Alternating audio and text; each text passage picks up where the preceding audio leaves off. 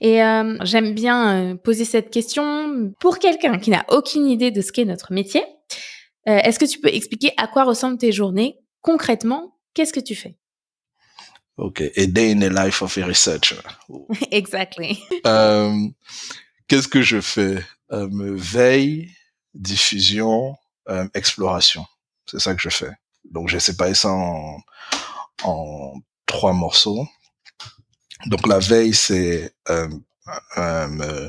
je regarde ce qui sort dans la communauté des gens qui s'intéressent aux problèmes qui m'intéressent. Qu'est-ce qu'ils disent, quels sont les résultats qu'ils ont trouvés, etc. La diffusion, c'est comment est-ce que je vais communiquer les résultats que moi je trouve euh, par des conférences, par des articles de journaux, par des exposés. Et puis, ce que j'appelle exploration et exploitation. Je dis exploration et exploitation. Exploration, c'est les questions qui intéressent l'équipe dans laquelle je suis. Je vais un peu plus loin que ce qui intéresse l'équipe. Donc, voilà. Donc là, c'est dans l'équipe, par exemple, on a des réunions hebdomadaires et à la fin de la réunion, on se dit, bon, il faut que tu regardes un peu ce qui se passe avec tel problème. Ça, c'est la partie exploitation. Donc moi, je sais que je résous ça en ayant à l'esprit. Je vais en parler à la réunion suivante, ce que j'ai trouvé, ce que j'ai découvert en travaillant. Et puis, il y a la partie exploration où je vais un peu plus loin, où je vais à côté. Je fais un pas de côté. Donc, c'est pas, ça va pas intéresser l'équipe ou je vais quand même leur proposer, mais je sais que c'est pas, puisque je connais à peu près les affinités de tous les postdocs, mais je fais quand même ce pas de côté-là et tout. Donc ça, c'est le cadre conceptuel de mon travail. Dans la journée pratico-pratique, ce que je fais le matin, c'est la veille. C'est la veille que je fais le matin. C'est beaucoup plus, mon cerveau est beaucoup plus, puisque je suis un matinal, donc j'ai les idées claires. Je peux comprendre mieux, c'est plus facile pour assimiler ce qui a été produit. J'ai les alertes Google là, j'ai les alertes ResearchGate pour être au courant de ce que les gens ont publié. Donc la veille, je fais ça le matin. La partie diffusion, c'est pas tous les jours. Ça arrive seulement quand j'ai assez de trucs sur le papier sur le papier pour le taper. Donc ça, c'est peut-être une fois par semaine. Je tape juste le cœur de ce qui fonctionne parce que la grande partie des calculs que je fais est à jeter. Euh, la grande partie.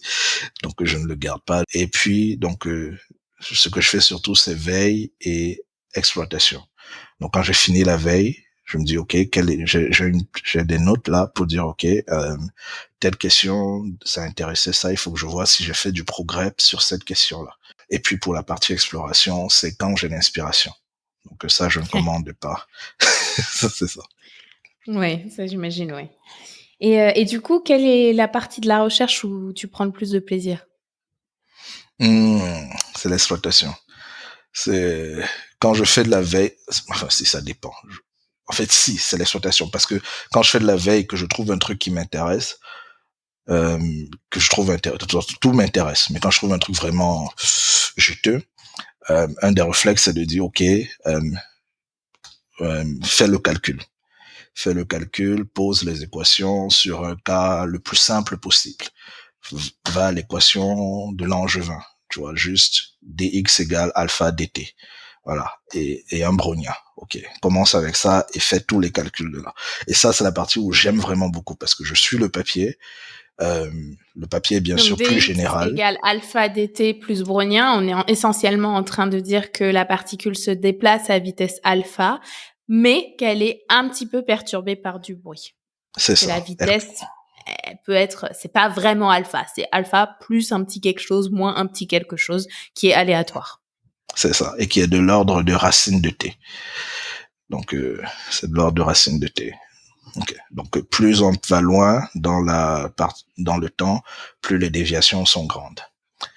Euh, donc ça, c'est le niveau zéro que j'utilise. Et dès qu'un papier m'a super intrigué, je sors de la veille. Donc, je ne termine pas toute la veille.